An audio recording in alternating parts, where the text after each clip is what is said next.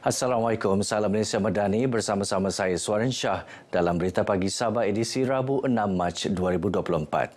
Semua agensi negeri dan persekutuan digesa bekerjasama memastikan kesemua projek pembangunan bernilai 6.6 bilion ringgit yang diluluskan di bawah Rolling Plan 4 RP4 Rancangan Malaysia ke-12 RM ke-12 dilaksanakan tahun ini.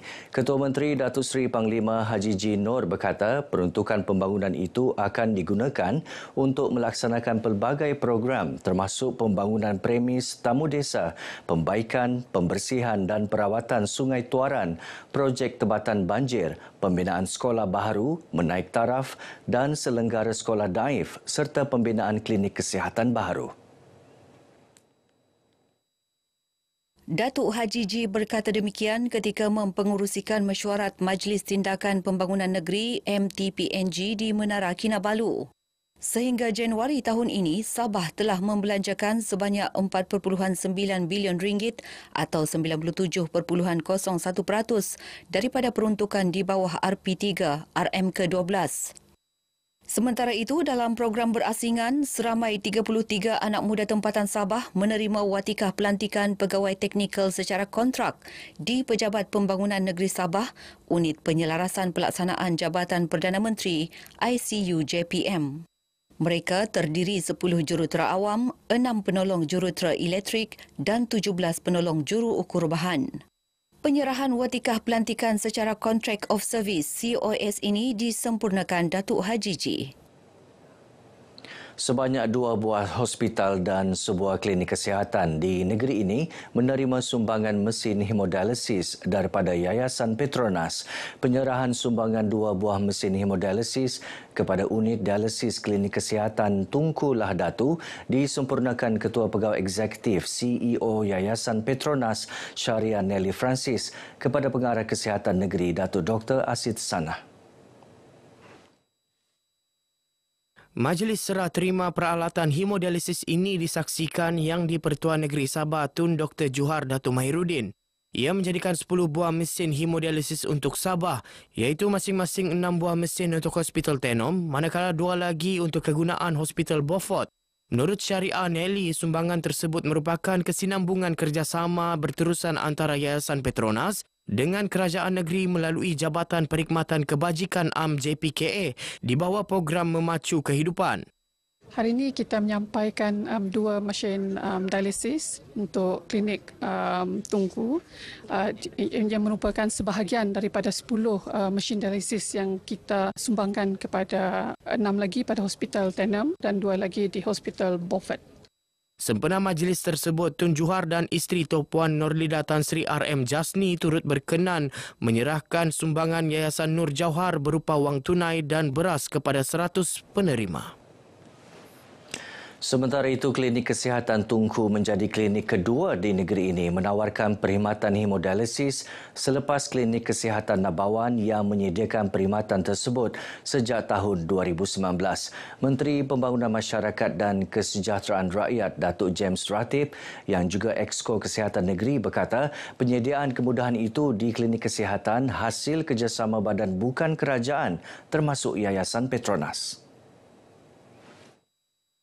Kita mengucapkan jutaan terima kasih kepada Yayasan Petronas kerana sudi menyumbangkan mesin dialisis yang amat diperlukan di negeri Sabah, terutama sekali kepada pesakit-pesakit hemodialisis. Dan kita juga amat mengharapkan bantuan sperma ini dapat ditingkatkan memandangkan pesakit hemodialisis ini yang bertambah, semakin hari semakin bertambah. Datuk James ditemui selepas majlis perasmian dan penyerahan aset dialisis sumbangan Yayasan Petronas kepada unit dialisis klinik kesihatan Tunku. Majlis perasmian disempurnakan Yang di-Pertuan Negeri Tun Dr. Johar Datuk Mahiruddin. Menurut Datuk James, perkhidmatan hemodialisis turut disediakan di 23 buah hospital kerajaan. Turut disumbangkan 3 mesin reverse osmosis, sebuah mesin reprocessor dan 1 medical fridge yang memberi harapan baru kepada 21 pesakit buah pinggang yang memerlukan rawatan hemodialisis sekitar daerah Tunku. Seramai 97 peserta dalam dan luar negara mengambil bahagian dalam persidangan perhutanan tropika antarabangsa 2024 di Universiti Malaysia Sabah UMS Kota Kinabalu. Persidangan itu antara lain membincangkan usaha pemeliharaan dan pengurusan hutan tropika di Sabah. Ketika ditemui selepas merasmikan persidangan berkenaan, Menteri Sains, Teknologi dan Inovasi Datuk Dr. Muhammad Arifin Muhammad Arif memberitahu persidangan ini merupakan anjuran yang kedua sejak tahun 2021. Tahniah kepada Fakulti Perhutanan Tropikal UMS yang saya rasa antara satu-satunya fakulti yang sangat penting dan memainkan peranan yang sangat penting dalam memastikan pertama kita sentiasa cinta terhadap hutan kita, menjaga hutan kita, memelihara alam semula jadi kita dan mendidik anak-anak dengan meluas bagaimana untuk menjaga hutan kita. Persidangan anjuran Fakulti Perhutanan Tropika UMS ini berlangsung selama 3 hari sehingga esok. Penduduk negeri ini digalakkan menguasai pelbagai bahasa terutama bahasa antarabangsa untuk memudahkan akses kepada bahan ilmu secara meluas. Timbalan Ketua Menteri Datuk Seri Panglima Dr. Jeffrey Kitingan berkata pelbagai disiplin ilmu kini dikongsi dalam pelbagai bahasa sejajar kemajuan teknologi maklumat dan komunikasi ICT tanpa sempadan. Datuk Dr. Jeffrey yang juga ahli Parlimen Keningau berkata demikian selepas merasmikan Majlis Pembukaan dan Sambutan Tahun Baru Cina tadika UCU di Tambunan. Katanya penguasaan dalam banyak bahasa antarabangsa merupakan satu kemahiran yang sangat bernilai. Justru Datuk Dr. Jeffrey menyambut baik pewujudan tadika UCU yang merupakan tadika Cina kedua di daerah Tambunan yang memberi peluang kepada kanak-kanak setempat mempelajari bahasa Mandarin. Sebanyak 36 unit darah berjaya dikumpul melalui kempen derma darah anjuran Badan Bukan Kerajaan NGO Kota Kinabalu Pet and Stray Services KKPS. Kempen tersebut turut dianjurkan bersama Pet Kingdom Expo dan juga Harvest Fish and Pet Sendang Berhad. Pengasas KKPS Francis Pinsau berkata kempen bertujuan menambah stok bekalan darah di tabung darah Hospital Queen Elizabeth II sekaligus membantu dalam menimbulkan kesedaran orang ramai mengenai kepentingan menderma darah. So kami mendapat ini ilham daripada sebab kami ada kawan kami bagi tahu yang memang kurang orang tahu awareness pasal kurang darah. So kami rasa dan ini adalah satu benda yang kami boleh gabung bersama PETS lah untuk menolong lebih ramai orang more aware about menderma darah. Para penderma yang ditemui menyambut baik kempen ini. Untuk membantu yang memerlukan, memandangkan bekalan darah memang kurang, kita tidak tahu kan bila siapa yang memerlukan. Jadi selagi kita sihat, boleh menderma, baiklah kita menderma. Sebab saya nampak ini bagus untuk yang kita menderma sebab darah kan diperlukan, dia bukan yang kita boleh buat. So yang ini saya rasa baik untuk yang memerlukan and then saya pun mau contribute to KKM lah. So kita pikir kalau orang perlu darah, darah kita pun bukan mau bayar ya, free juga kan.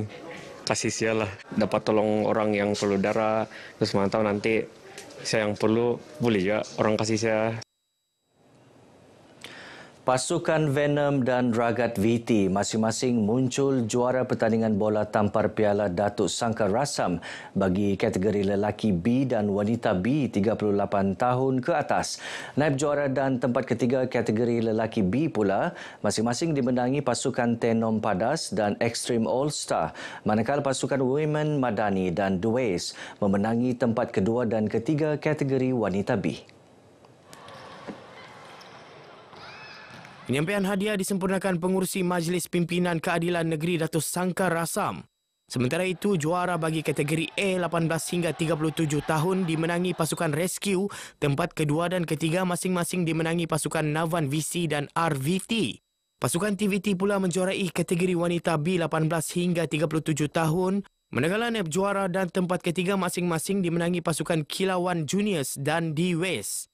Juara setiap kategori membawa pulang wang tunai RM3,000, piala, medal dan hamper, manakala naib Johan dan tempat ketiga masing-masing memenangi RM2,000 dan RM1,000 beserta piala, medal dan hamper.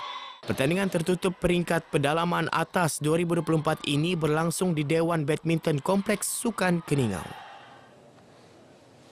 Baik, paparan itu mengakhiri perkembangan Berita Pagi Sabah kali ini. Menyusul selepas ini Berita Pagi Sarawak. Dari sungai hingga ke segara, Palestin pasti merdeka.